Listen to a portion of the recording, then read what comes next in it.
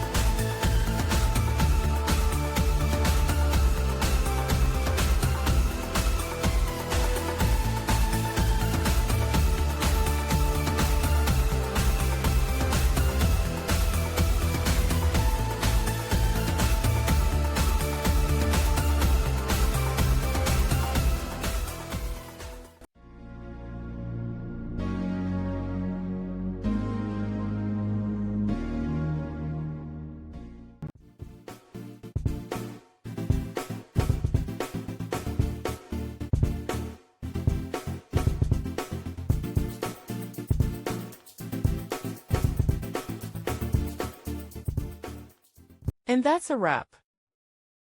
I hope you found the answer you were looking for. If you did, take a second to hit that subscribe button. It really helps out. And let me know in the comments which solution worked best for you. See you next time in the debug zone.